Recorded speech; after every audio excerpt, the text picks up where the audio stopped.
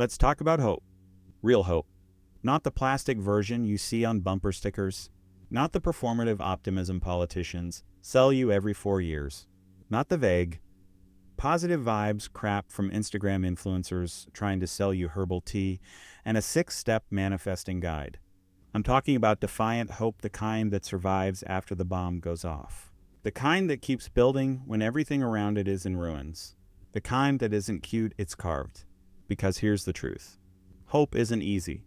Hope isn't safe. And in times like this, hope isn't popular. We live in a culture soaked in nihilism. It's not even hidden anymore. You see it in the music. You hear it in the comedy. You feel it in the art, the education, the politics. Everything's a joke. Everything's collapsing. Everything's corrupt. Everyone's tired. And the people who pretend they've figured it out. They're the most cynical of all. Obsessed with deconstructing everything sacred, but incapable of building anything real. The modern world will tell you, nothing matters. Everything's a construct. The system is broken. The past was evil. The future is doomed. You're either a victim or an oppressor, pick one. This is the religion now, a gospel of despair, and it's everywhere passed off as wisdom, as realism, as truth. But you know what it really is? It's cowardice with a vocabulary. It's fear pretending to be intelligence. It's a generation so uncomfortable with pain. They'd rather believe in nothing than risk believing in something that might break their heart. Because hope demands something of you. It demands faith when you can't see results. It demands work when the outcome isn't guaranteed. It demands that you stay in the fight, even when it looks like you're losing.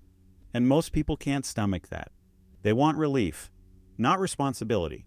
They want instant power, not long-term purpose.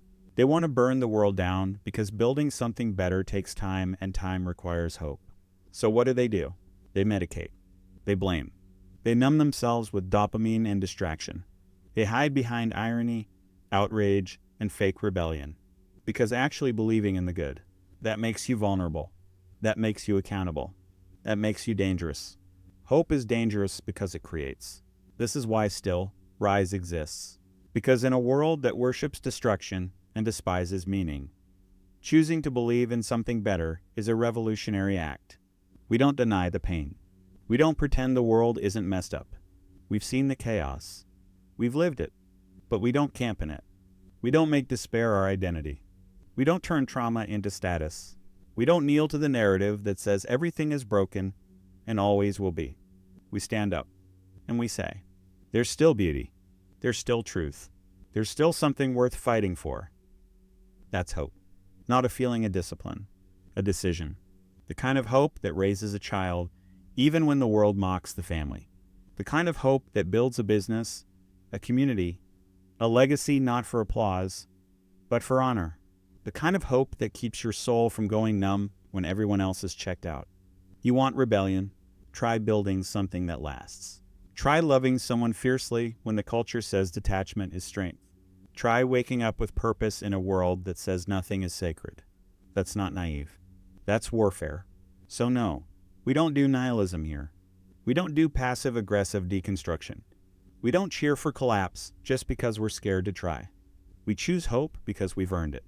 Because we've seen what happens when you let the darkness win. Because we're not here to be critics. We're here to be builders. Stillness. Strength, struggle, meaning, still rise.